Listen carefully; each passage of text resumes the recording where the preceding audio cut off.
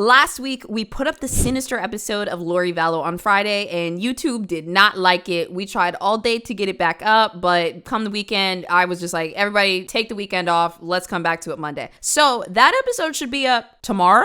Whatever, after this one comes out. But this one's coming out first because it's a little bit more recent. This past week, Colby Ryan, who is a podcaster and also happens to be the son of Lori Vallow, put out an interview with his mom this week. Before we dive into this, I need to give you a couple of just thoughts, warnings, different things. I'm literally just coming off of the back of diving into this case for dozens of hours, and we all want to hate Lori Vallow because of the headlines that we've heard for the past couple of years. She's a child killer. Not only is she a child killer, she's a mother that killed her children. But after just combing through all of these documents, all of the research, when we put that case together for Sinister, I have one point that I want to stand very firmly on, and two things can be true at once. Lori Vallow is extremely sick. She is extremely unwell. She has one of the most serious, religious delusions that I've ever seen. So I just want to be very clear. I know that it's easier to consume this if you're like, well, she was born a piece of shit and she died a piece of shit. But even down to an interview that Colby just put out today, for the longest time, his mother has a very serious history of delusion. She loved anything about the end of days. She had an obsession with death before she actually even met Chad Daybell. She had some kind of extreme interest in it. She would sometimes dive into different books and media and think that they were real. She was obsessed with Twilight. She wanted the world of Twilight to be real, and she thought that she saw it all around her. You guys have to understand that Lori Vallow is extremely delusional. But also, in this newest interview with Colby that just came out today, he mentions a lot about his mom having a history of being very narcissistically abusive. I thought this was really interesting. In his podcast, which we'll link below, it's the most recent episode that he sat down with a guy named Dr. John. He describes from a very early age that with his mother, Lori, he couldn't talk to her about anything. She would always freak out and just blow everything out of proportion. He always felt like he needed to be happy, and that she often kind of inadvertently made him feel like a burden. And these are just hallmark signs of what happens to a kid when they're dealing with some kind of narc parent. But, for the sake of this, the last thing that I want to call out, while we watch this video, it is on Colby's channel. It is Colby talking to his mom. Yes, do we dislike Lori Vallow? Sure, why not? Of course, she's done something horrible that she can never take back. But I want to remind you guys while you're watching this that Colby has lost his sister, he has lost his brother, and also he has lost his mom and the image that he once knew of his mom. And there are probably going to be some parts where he's very angry in this, but also some parts of him where maybe he wants his mom back, because I would feel that way. So I just want you to keep that in mind as you're watching it. Are those decent disclaimers? Are we okay? Yeah, can you hear me? I'm trying to keep it going. Yeah, no, you sound good to me. I don't know if you can hear me very well. Also, I want to warn you guys, throughout this video, I might interject a few things that I learned when we went through the whole Sinister case, but you'll hear more in that full video when it comes out. But I also just want to warn you, in this video, Lori sounds like mom. She sounds kind of sweet. She's actually about to say one of the most fucked up things that I've ever heard in this entire case, and it comes in a little bit later. I just want to prepare you for that. How are you doing? Are you okay? I'm better now, if I'm being honest with you. It's taken a long process to work through all this stuff. It's been a lot of years, but I've definitely found my strength. So I think that's where I'm at right now. Well, yeah. I know you've got to be busy with kids and everything, so that your life moves fast when you have little kids and you're doing your life. So, I didn't want any of this for you, as you know. Yeah. You told me that Tylee had come to you in a dream. Right. And you never told me what she said or what her message was to you. Yeah. I mean, this is what I always want to ask you privately, right? Like me and you, like. That to me just rings still as Lori being super delusional? Because she's like, what was the message? What was it? What was said? I don't remember. If I'm being honest with you, I don't really know if I believe in the visiting of ancestors anymore. I don't really, like, people who are in your family. I don't think that's something that I've ever seen biblically where, like, you really get visitors from your family on behalf of Christ. I've dreamed a lot of things, if that's what you're asking. I've dreamed a lot of things about you, and I dreamed a lot of things about my family, but I've never fully dreamed. I can't remember exactly what you're referring to, if that's what you're asking me. Okay, yeah, but you called me, and so you knew something wasn't right, and you were questioning me, and you were asking, but this is before you knew anything, and you had had a dream with Kylie. I'm not saying she actually visited you, but you had had some kind of dream that had upset you. And I wondered, because she had passed away, if she had actually visited you and told you something, because she visited me and told me plenty of things. So she the first thing means she that. told me was, I'm sorry, Mom, for being such a brat. That's the first things that she told me. Oh my God, this is gonna be hard.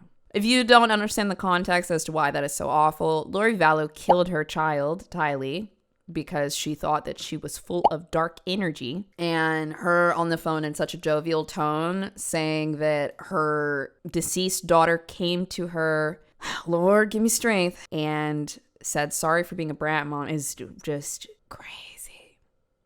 It's crazy. And it was so Tylee, and it was so her. So I just wondered if she had said That's something gonna piss to you that you him recalled. off. And that He's was gonna such a get long time triggered. ago. I just always have wondered. Understandably. Because I never asked you at the time. Oh, yep, there it is. You know, what your dream was. You just had told me that you had had a dream and that she had come to you. So I wondered.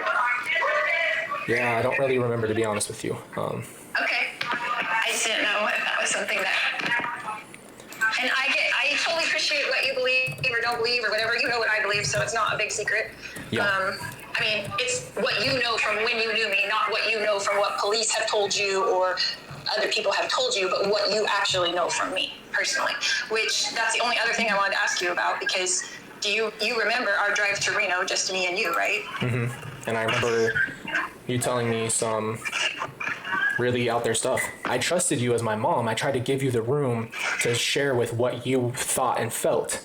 But as years went by, I had to do my own research on the things. And I remember thinking, when you did that and said that, I remember thinking, that's just not right in my spirit. And everybody's entitled to believe what they want. But I'm telling you, for me personally, that in no way, shape, or form do I believe that anybody's ever lived a different life. I think once you're gone, you go to heaven or wherever the Lord puts you.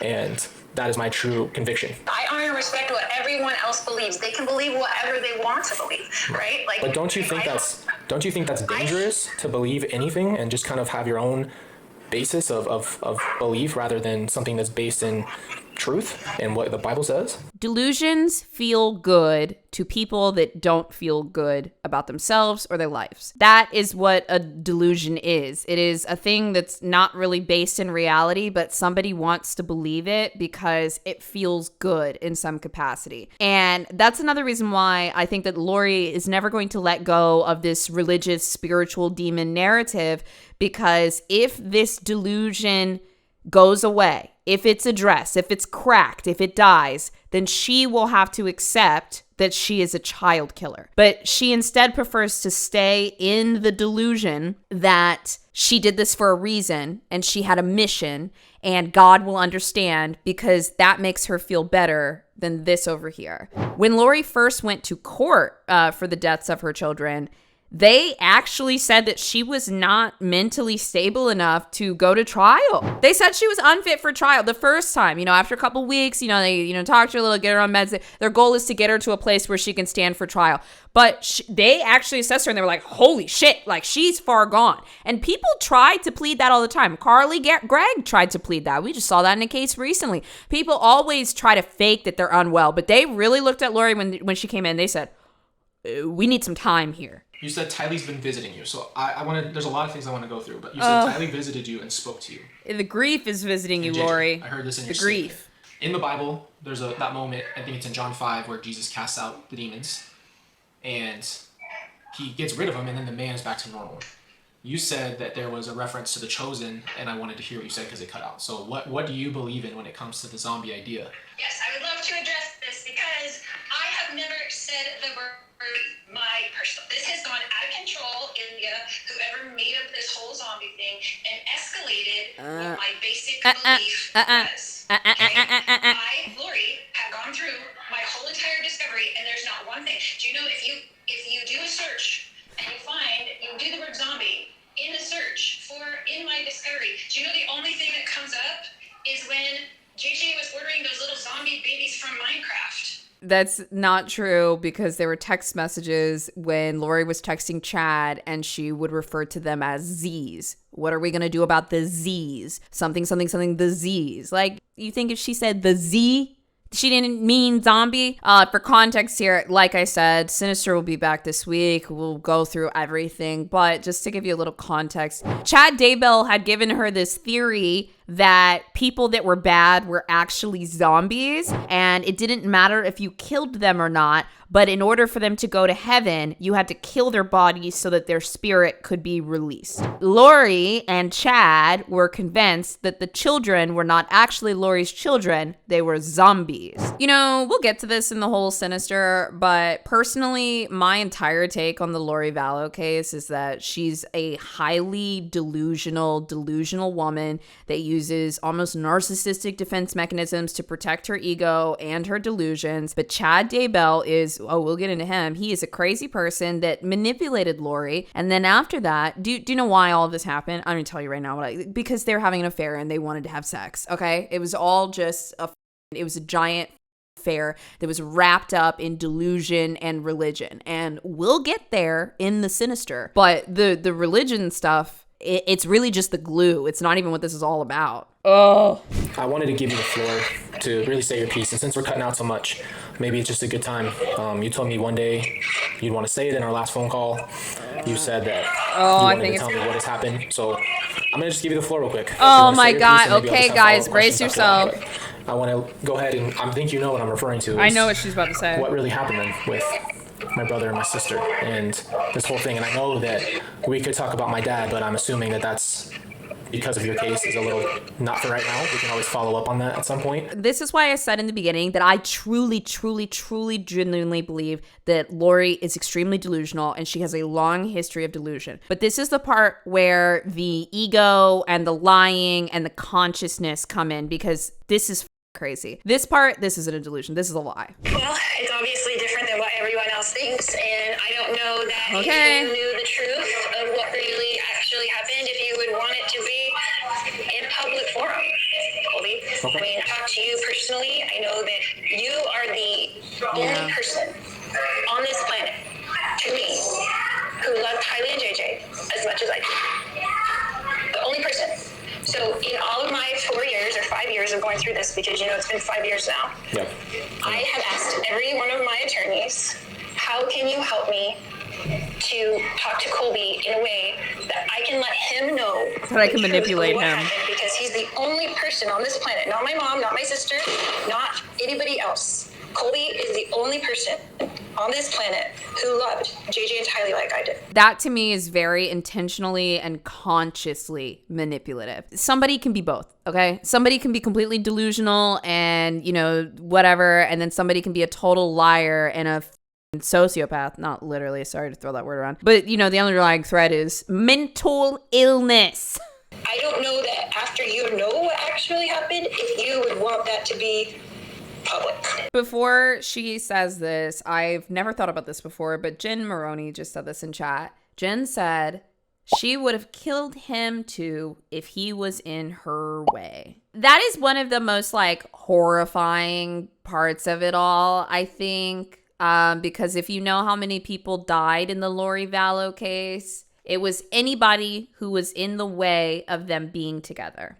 And Colby was old enough that he didn't live in the house. That could be something he's grappling with. That's a really terrifying and sad thought. Like, if I was in the way, would I be here? He's really tough for having this conversation with his mom. And also, I'm sure he's probably thought of that angle before and still choosing to have a connection with her to try to figure this all out. Hey, that's tough. Wouldn't be me. Couldn't do it. You said no one was murdered.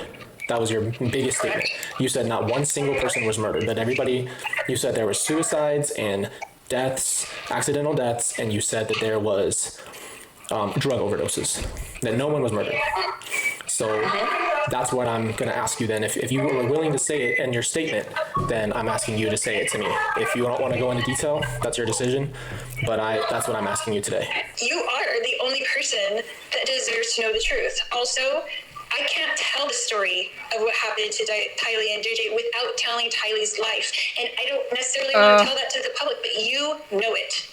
You are the only person who lived it with me and her. She's trying to trash Tylee and just say she wasn't a good kid. You know, personally, I would throw that right out the window because first of all, she was a teenager. And second of all, the videos that I have of Tylee that are stuck in my head are the ones where she was very protective of JJ, her brother, who was autistic. And also, I don't know if you guys know this, JJ Vallow was actually adopted. He was Charles Vallow, her fourth husband's adopted nephew. And Lori and Charles adopted him into the family. So Tylee and JJ were blood related, but they would be more like what? Cousins, second cousins, something like that. But Tylee literally loved him like it was her little brother. It was her little brother. And so the images I have of Tylee in my head are, I'm sure you guys have seen those videos where she's like, no, he's mine. Or like she's very like cuddly and protective of him. And what Lori is trying to say in this video is that Tylee was a bad person. Tylee was not a bad person. She was a teenage girl. She was just a teenage girl. You were the ones there where she was crying and screaming and throwing things in walls because they were forcing her to go to jail. You saw all of her moods. You knew how she was having depression and anxiety. Oh, that's fine. Attacks, and you that's fine. Even coming over to mentor her. That's fine. Doesn't mean kill her. It doesn't mean that there's any justification for that. Sounds like a normal teenage girl. Sorry. I'm sorry. I was the one that was like, hey guys, let's be respectful. But you know because you were there and you were there with terrifying. JJ. You were there with Tylee. And and I didn't want to write it out like that. I didn't want to just say, oh, this is what happened. I wanted to talk to you and answer your questions so I can tell you everything that actually happened. And if you have a question of something, well, the police said this, then I have an answer for that. That is not what, they weren't there and they don't know. So I wanted to talk to you so I could hear your questions and answer your questions because you are the only person besides me on this whole earth who really loved both of them the way that I did. And so I need you to imagine this is reality. We're here, okay? Lori is over here in Delulu land, okay? These bubbles do not cross over, okay? And so often when we're dealing with somebody that's in a delusion, we try to pull their bubble into ours. And it's very exhausting to try to talk down a delusion and pull somebody into earth, right? And so you can travel over and meet them in their bubble. It's crazy over there. And normally that's kind of the reality to delusion pipeline, right? But in this case, what I think is happening is here we are in reality. Lori's over here in Delulu land, but she has armed guards with just narcissistic manipulation tactics. It's like the delusion is surrounded by narcissistic abuse and it's protecting the delusion at all costs. So Lori's is protected by some other old skill she has. Anyways, that's just my take, my read on it. Do with it what you will. Do you want me to say what I've seen? Sure. So it's gonna be heavy, so I hope you're ready for this. They found my little brother in a bag, tied up, buried, and then they found remnants of my sister. Remnants, not even a person anymore. I don't know if you know this. Tylee was found in Chad's backyard in the pet cemetery, and she had been dismembered. Not only did they most likely kill her on the Yellowstone Park trip and then put her body back in the car while JJ was probably in the car, but then they took her to Chad's property, and that's what they did with her body. Can you imagine why that is? Do you have any reason to think that would happen? No. So, did you know Tylee's desire of wanting to be cremated? That was your version of cremated. Insane! But did you know that she had that desire? No.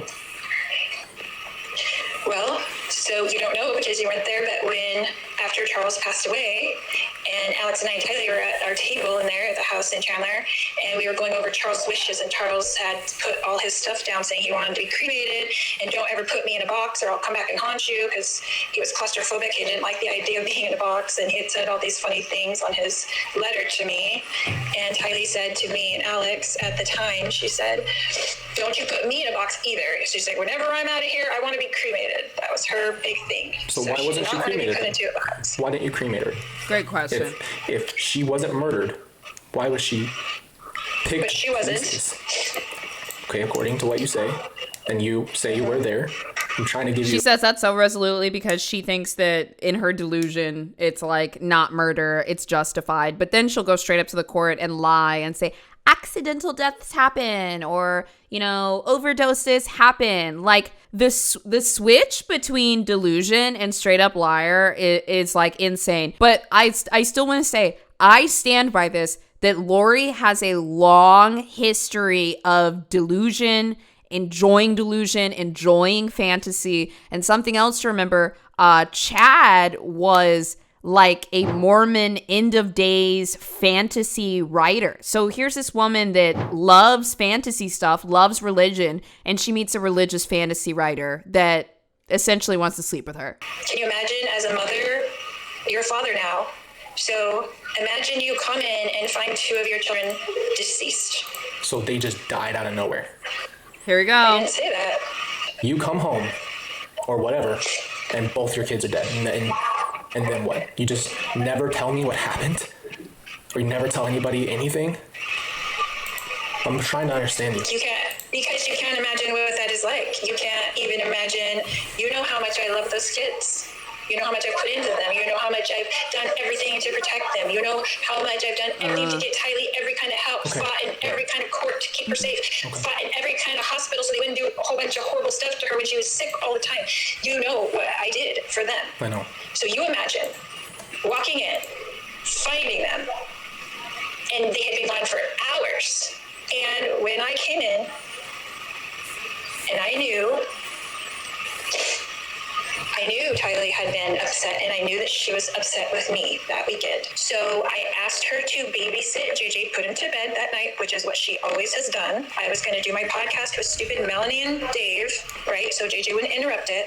And then I was picking him Holy up. shit. Lori calling Melanie Gibbs stupid Melanie and Dave is so funny. They had a podcast. It was a fringe religious podcast on the Preparing a People Network. That is the craziest name I've ever heard. And Melanie ultimately ended up turning on Lori and really ratting out. Not ratting anything. I can't even call it ratting out because she killed her kid. What is that? She exposed her, right? Melanie ended up telling the police everything. And Lori being so pissed about that she says, and I did my podcast with stupid Melanie is actually so funny. I was going to do my podcast with stupid Melanie and Dave, right? So JJ wouldn't interrupt it. Bitch, sorry. I'm about to go the fuck off right now because that just pissed me off so much. One of the things that I talked about in this Sinister episode, she just said, I'm doing my podcast so that JJ wouldn't interrupt it. Let me tell you something. This stupid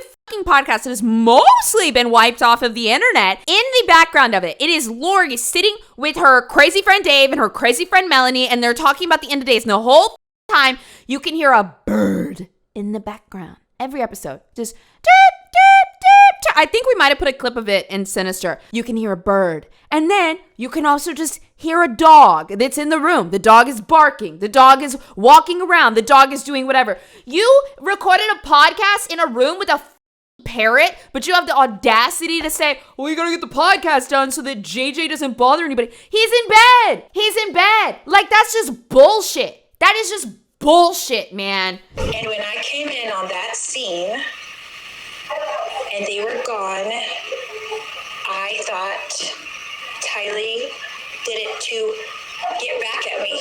I thought it was all my fault. Here. I thought she was mad at me, and that's what had happened. And the reason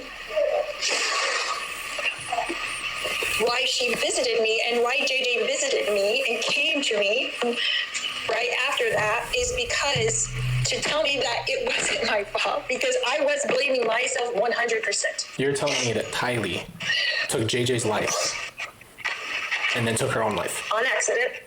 And took her own life then? After? So who chopped and burned her? and who duct taped JJ and put him in the ground. When somebody's lying to me or gaslighting me and I feel confused, it is one of the most disorienting, sickening feelings in my life. And to combine that with the fact that he's talking about the death of his 2 siblings at the hands of his own mother, I can't imagine. If you approach a conversation with a completely unruly or delusional or shitty person, and you approach it as your absolute best self, and you know you did your best, you can hang up the towel as much as possible to know that it's not your fault and you weren't the problem. But when we're still getting triggered by these people and we're not emotionally in our best spot, it can feel like, God, I got to do that again. I got to try that again. I got to not let them get to me this time. So, and he's presenting really, really well here. You're telling me Tylee took JJ's life, then took her own life, and then someone cremated her by dismembering her and burning her and throwing her in a pet cemetery, and then somebody bound JJ, put him in a trash bag, and threw him in the backyard. What I'm saying is I wasn't aware what happened to them after I left that scene. Okay, so you gave it to someone else. You gave the responsibility to someone else, is what you're saying. I didn't. I just ran out. Okay. So you're saying someone else took care of the situation. Yes. I'm telling you that their spirits were gone from their bodies at that time. They were gone. They were already in heaven. They were already gone. Okay. Correct. Okay. So you're saying that they were gone, and why, if that's the case, then why wouldn't you just tell us? What was the secrecy for?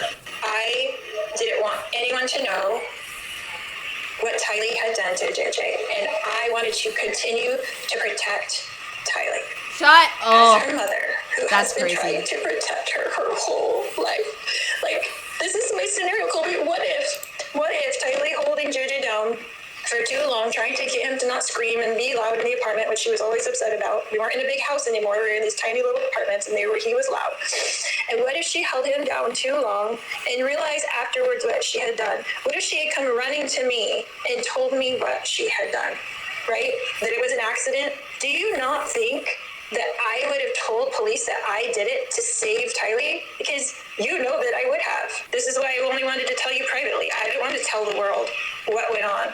I didn't want to tell the world that Tylee stopped taking her medication 2 weeks before this. She was on anti-anxiety medication, anti-depression medication. She was on a medication for panic attacks, and she was on birth control so her ovarian cysts wouldn't be bad. She was on... Sounds like Tylee had a tough life. The child was on medication for her panic attacks. Why is she having panic attacks? What type of environment is she in? Sounds like a normal child with anxiety. Okay, that's what it sounds like. I mean, shit, how many of us went to a counselor when we were teenagers? This doesn't make you a demon. It's just crazy. You're telling me that all of this is to protect my sister's name because of what she did. Is that what you're saying? In my mind, yes. Okay. Can I just say, he's doing a really good job. I'm not even in this and I'm triggered. And he is the closest person in the world to this entire situation right now. And he's just doing a really good job. I could never. I've talked to the prosecutors. I've looked at a lot of what they've shown me. And Tylee was so brutally mistreated after her death that it wasn't even human. Well, I'll tell you something about what I know about the minute, and because of my own experience of being outside of my body, right? You could care less what happens to your body after you die. You could care less. Okay, hold on. And I know people on Earth are really worried about it. I don't want to hear it. I'm sorry. I get it. I don't want to know. I did not intend for that to be done to It's her. the most brutal thing I've ever heard in my life. life. It's the most brutal thing I've ever heard in my life. So I don't want to go over that, really. JJ was found fighting his bag that he was put in. So did Tylee held him down too long or put a bag over his head? Because that was the evidence that JJ was being suffocated by somebody. That is not the case. So when I found my little precious babies. Oh my God. How can you say that? There was no bag. There was no tape. Okay, so There's they're just nothing both of dead. that. They were just gone. Okay. I wanted to tell you, and you're the only person I wanted to tell, and I wanted that to be privately. Okay, well, The only person I deserve to know. that can't just be something private, Mom. That's not something you can just tell me that I would just be accepting and understanding of. You have to understand that. I would never agree with you. I would never bury my siblings in some random dude's backyard. Even if that's what happened, which I'm going to be honest with you, I hope you can understand, because I wanted to be respectful enough to listen to what you said.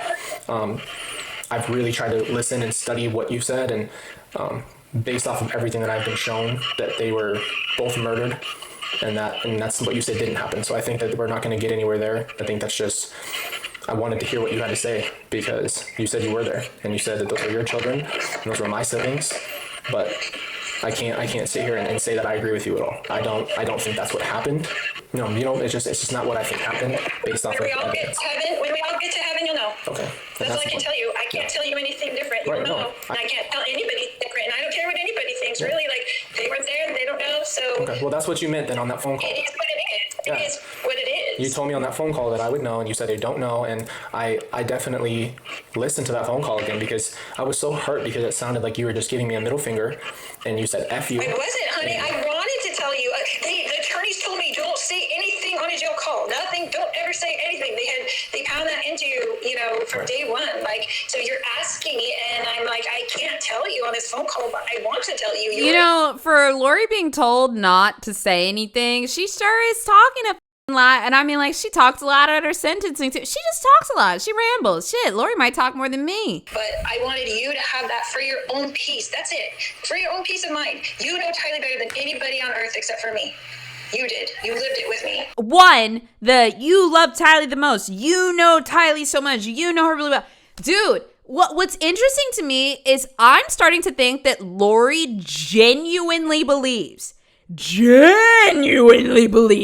that Tylee being a kid that had panic attacks and needs extra support made her demonic. I'm like starting to believe that she genuinely thought like, this child's not Christ-like or something, because she keeps coming back to it. Like sometimes Lori straight up lies, but does anyone get what I'm saying? Like how she really keeps going back to that with conviction as though it is grounds for what she has done. Like she's so serious about it. Like, like it matters, dude.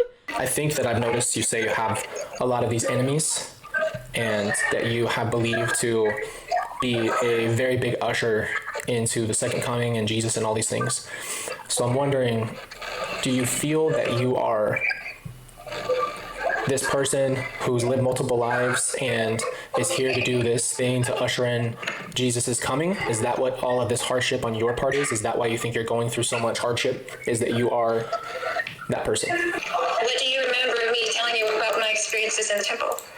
I told you personally. I only told a few people personally, and they've gone running wild with these stories. So I'm asking you what you remember, what I told you personally. All I remember is your biggest claim is that you had seen Jesus personally, and that he had talked to you, and that he was on your side. Let's go back for a sec. We have seen the lies. We've seen the manipulation. That right there is delusion. Okay? Two things can both be happening at the same time. Lori genuinely believes that Jesus is talking to her. She's speaking about this matter of fact. She says, my experience in the temple. Most of us do not think that Jesus is speaking directly to us as some type of omnipotent servant or angel that has been placed here on earth and is having, sometimes there's, I heard, God tell me do this or something like this. Lori believes that God and Jesus, they are transmitting messages to her, and she is a sacred person, and she fully, wholly believes it. And he said, will you do this job if you lose everything? This was in 2017. And then he said, will you do this job if you become like Job? Oh. That's what he asked me. Oh. And at the time, when he was right there with me and had those wonderful, heavenly, peaceful feelings. Yo, sure. Anybody else just be like, Lori, you are not about to compare yourself to Job. Not my man, Job. Job went through it, okay? Job, and you are not Job. You are not. Yo, look, everybody has that period of time where they're going through a hard time in life and they think, damn, I get it now, Job. I get it. Lori comparing herself to Job as a faithful servant of God that was handed all these plagues that she didn't deserve, and her riches are going to come soon. That her thinking that is crazy. I lost everyone, and including you, which was really the hardest loss of all to me. Oh. Because you were my best friend for 24 years. And losing you over the past 4 years was harder on me than even losing the kids. Your child should not be your best friend, and to sit here and act like you don't care about JJ and Tylee, but Colby, you're my best friend. Oh, come on, man. Like, just give him the survivor's guilt cape. Okay, Lori, just hand it right to him. So weeks after I had this visit with Jesus in the temple, I was in JJ's room at the big house where you got married. Okay. And Lucifer was standing right in front of me. Okay. And he said to me, I know who you are. I know exactly who you are, and I will stop you. That sounds like Lori talking to herself. Sounds like one part of the brain, one part of the psyche, something coming online. And that's what I'm talking about. She's having mental health issues and then being like, this is God and the devil inside of my brain. No. You also needed to go to the therapist. You also needed some medication. Cool thing. Jesus gave me a job. Okay. Lucifer has done every single thing to get me to take my own life because that is his goal. If I leave here, I cannot do my job for Jesus. Right? Lori, honey, this is mental health. You're having suicidal thoughts. She is justifying mental health. I've been saying this from the beginning. I said it all through Sinister last week. She is saying mental health stuff, and she doesn't understand mental health stuff, so she's just integrated religion into it. She is having suicidal thoughts and is thinking, Lucifer's coming to me. And she just really believes it. And then when they come back again, she's like, not today, Satan. That's you. That's her. That is her. That is her guilt. That is her thoughts. That is her not wanting to be here because she feels so much guilt and shame. And then it's just locked back up with whatever voice she is appointed to be God in her head. And he's taken everything away from me like he took away from Job. The only thing wasn't allowed to do to Job is what? Kill him. He wasn't allowed to kill Job himself, right? Yep. But he was allowed to do everything to make Job want to kill himself, right? Everything. Right. So it is a personal attack on my family because Jesus asked me to do a job for him. Okay. So that is my belief that he has taken every single thing I've ever said and twisted it. He's taken every truth and turned it into a lie, taken every lie and turned it into a truth. So yes, that is what I feel like is happening. Okay. I will continue to do my job. He's doing a good job. He's not engaging. I have your support or not, although I would love that. And one day, everyone will know that that is true and that that's what happened. I'll be honest with you, I've done a lot of praying. I've dreamed dreams of me delivering you from demons. I didn't think about that either. Colby is Lori's son. As much as you guys hate Lori, which is completely understandable, any child's dream in this scenario would be to save their mom, for sure. At least to get them out of this, to get them to understand what they did, to get them to understand that they were sick. And so that part makes me really sad. There's probably a part of her that like wants to, there's probably a part of him that really wants to save his mom. And that might even be, why he's doing his calls or why he's doing his podcast or why. Yeah. Honestly, this guy, Colby needs to go into doing some public speaking, doing some, I don't know if it's ministry, I don't know if it's what, because he can walk into a room and get a lot of respect for the fact that, holy shit, your mother is a quadruple murderer that's like super famous and you have dealt with this. You have dealt with the media. You have dealt with what she did. You have dealt with your own emotions. You're raising kids and shit. Most people are going to look at him when he walks into a room and just salute him. So I hope, I don't know. It's just a lot. When I found out what happened and I started to see everything, I gave you a call. And in that call, it was very confrontational. But I felt like I wasn't judging you. And a lot of times you said I was judging you and you think that I was with everybody else and I'm like the media. And I'm glad that I called you now because I have my head on straight.